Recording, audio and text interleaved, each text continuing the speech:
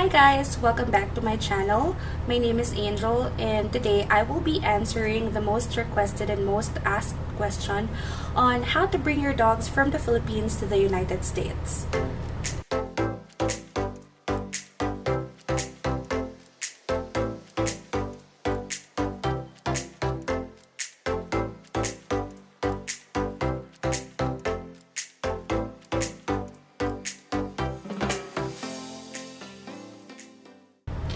So just a brief introduction for those who don't know me yet. My name is Angel. I am a nurse and I am a fur mom. So we recently migrated just a week ago here in the United States.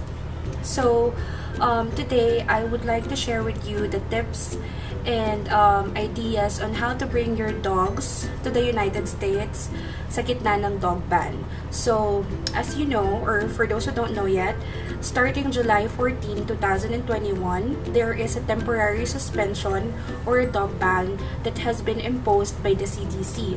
So what does it mean? So dati is bukod sa expert permit to bring a dog from one country to another, ngayon kailangan na natin mag-secure ng CDC permit or we have to apply sa CDC para mag-grant tayo ng approval.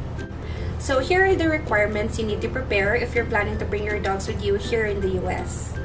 So number one, you have to be a responsible fur parent. We have to make sure na the vaccines of our dogs are updated. Specifically and most important is yung rabies vaccine. Number two, kailangan natin ipa-microchip yung mga fur babies natin. What is a microchip? Microchip is something that we implant to our dogs. Sorry, the vet implants to our dog. It is just the size of a grain of rice. And then, ini-implant siya. And then, magkakaroon ng unique identification number yung dogs natin. So that, kapag na-scan siya, it's just like a chip. So, kapag na-scan siya, is makikita natin or lalabas doon yung identification number. And then, these three na ibabanggitin ko ay will be needed on the later part of the application. Most specifically, doon sa export permit. Ano yun? Number one is your dogs has to have a complete 5-in-1, 6-in-1, or 8-in-1. Kahit ano doon. Yun yung vaccine laban sa leptospirosis, coronavirus for canine, and parvovirus. Tapos, for us, we had the 8-in-1. So, pero kahit ano doon pwede. Kahit 5-in-1, 6-in-1, or 8-in-1. And then, another one is the deworming. Yung pag-deworm sa dogs has to be updated din. And then, number 3, yung anti-tick and flea. If you're familiar with Brevecto, Frontline. For us, we use Simparica Trio. So, our vet prescribe that. So, kasi we have to make sure upon entering the US, our dogs has to be healthy. Hindi pwedeng porket may permit lang is pasok na agad sa US. Some of the CDC personnel, as I have read in some articles, is sometimes there are chances na i-check nila yung dog. So, if they look sickly, okay, hindi pwede, hindi nila papayagan. You have to book a ticket to fly back to your country at your own expense. So, syempre, before traveling from your country to the US, kailangan mo make sure na healthy si doggy. Okay? So, kailangan hindi look sickly. And then, next is yung rabies titer result. Ano ba yung rabies titer result? So, nakapagpa-vaccine na ng rabies vaccine si fur baby natin. So, ngayon, ang bagong rule ni CDC is i-check yung blood level kung mataas yung antibodies ng dog sa rabies. Okay? Kumbaga, mas mataas yung immunity against rabies. Again, immunity against rabies. So, there is a specific blood level in each laboratory, approved laboratory, para malaman natin kung pass or fail. So, syempre, kapag fail, automatic, hindi nila mag-grant ng approval yung ating fur babies. So, again, since rabies titer result is a different story, it entails a lot of research nung ginawa namin siya kasi Here in the Philippines, if you're not familiar, rabies titer test, or here in the Philippines, we don't have a laboratory that conducts a rabies titer test. So what we do is we send out a blood sample of our dogs papunta sa ibang bansa. So for us, we did is we sent the sample to the UK. Okay, so for the cost, how long it took for us to get the result and how to send it, I will just create another video kasi medyo mahaba siya. Okay? Kasi explain ko lang na hindi basta-basta makakapagpadala ng blood samples sa mga FedEx or to go or yung mga DHL na yan. Kasi of course, blood sample yun. There might be some, contaminants or maybe microorganisms. So, they're very cautious kung paano siya ipapadala. So, I will just create another video on how to do that para mag-guide kayo ng mas maayos. And then, next is the CDC application. So, sa website ni CDC, I will just put the link here. Sa website ni CDC, there is a permit application requirements. Okay? So, based on their website, each person may be granted an approval or a permit to bring a maximum of 2 dogs for one trip during the temporary restriction or temporary suspension or yung dog ban nga. So, kailangan merong ma-imit na eligibility yung dogs natin bago natin sila pwedeng i-apply. Okay? Kailangan maging eligible muna sila. Ano-ano yon? Number 1, your dog must be more than 6 months old. Paano naman nila yun ma-verify? During the CDC application submission is i-require kayo mag-submit ng photos of your photos ng teeth ng dogs nyo, yung front and side part.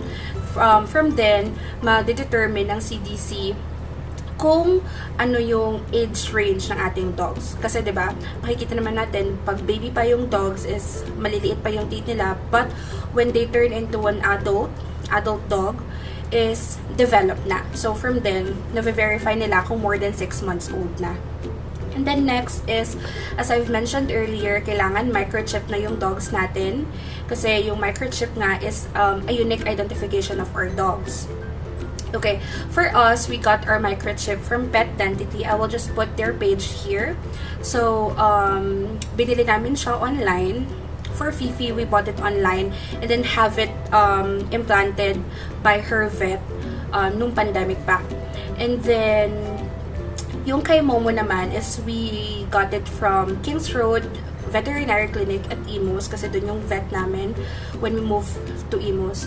So, it was produced by Pet Dentity then, but it was implanted by Kings Road Vet Clinic.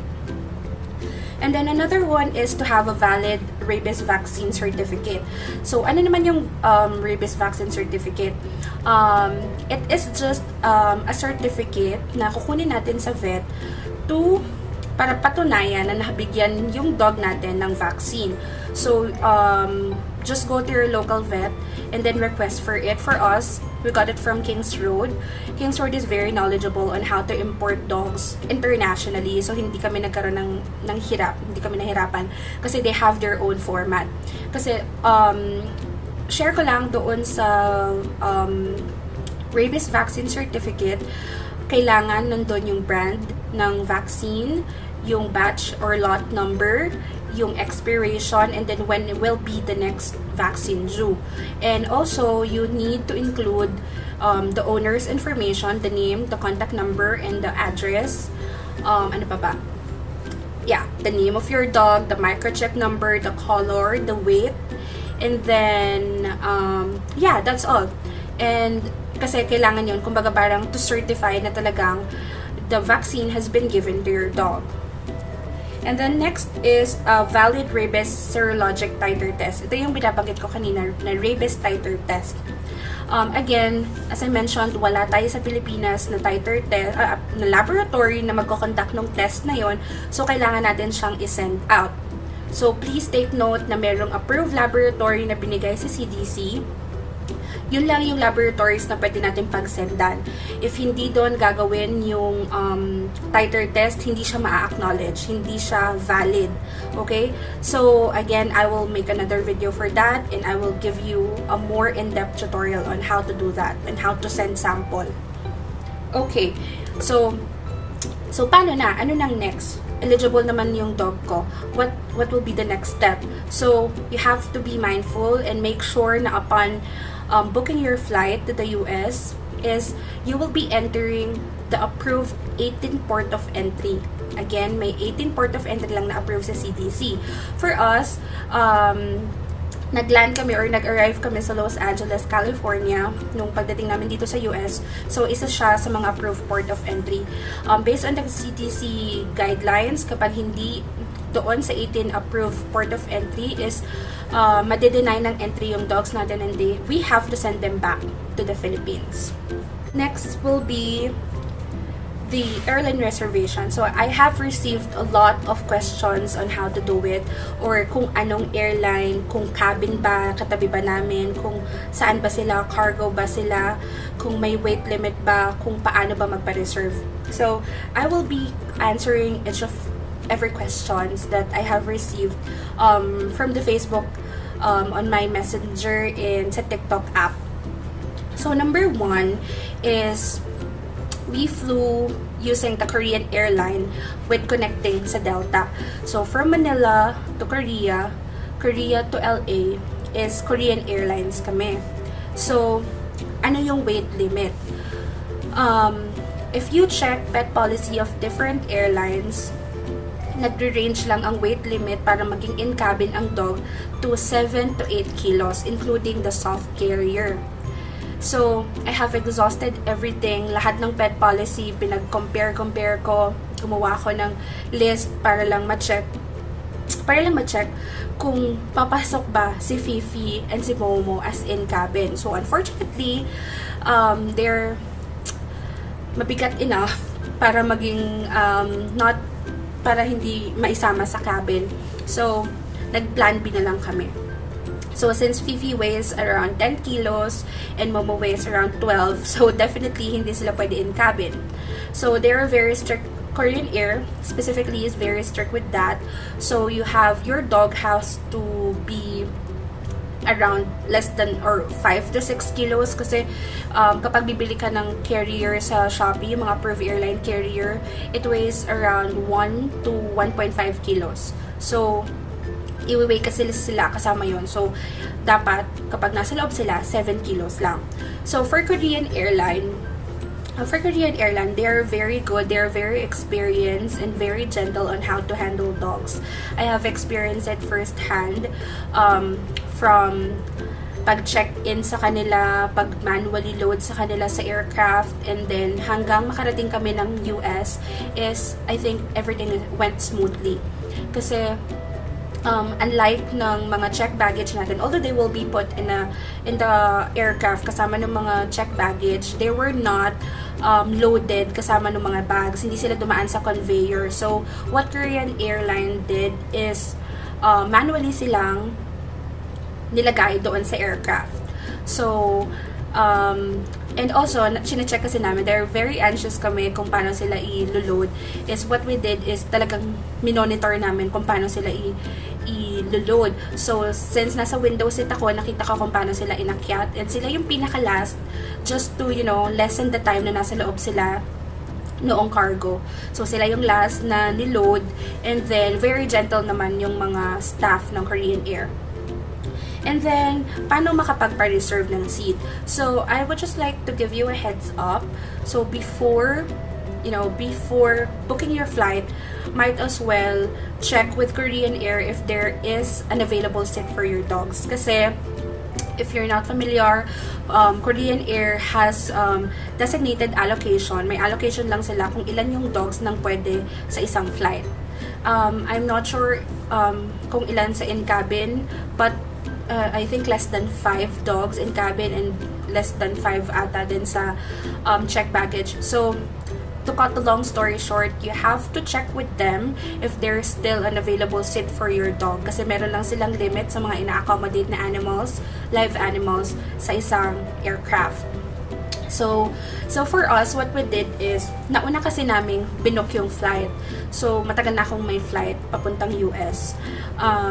Ginawa lang namin siyang September so that, to maximize the validity of my visa. So what we did is I called Korean Air on their Philippine hotline. So I'll just put the number here. It's 632-8789-3700. So you have to make a reservation on that hotline. So kami, September yung flight namin, July pa lang tumawag na ako just to make sure na makakasama or kasabay namin sila sa flight. So what will happen is they will get the dimension of the crate since check baggage sila. Kukunin yung dimension ng crate kasi kailangan yun since they have limit kung gaano kalaki yung pwedeng dali na dogs.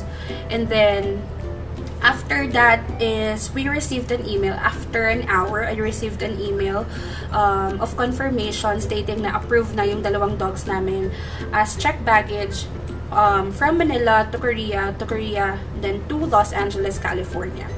So next is, as I've mentioned, may connecting flight kami from LA to New Mexico, so using Delta Airlines. So unlike in the Philippines, US is very welcoming and accommodating of our dogs and our pets. So sila, unlike ng mga Asian na mga airlines, is wala silang weight limit sa cabin. So fortunately, nasama namin sa cabin si Fifi and Momo. So we just, aside doon sa crate, bumili din kami ng soft carrier just to make sure na makakasama sila sa amin in cabin. Kasi 24 hours yung total ng flight namin including the layovers. So even yung 6 hours na pagitan is big difference sa kanila kung kasama na nila kami. Kumbaga less anxious na sila and less anxious na din kami. So ang ginawa ko is nagpa-reserve din ako kay Delta. Actually, Korean Air would require you to get an approval from Delta first.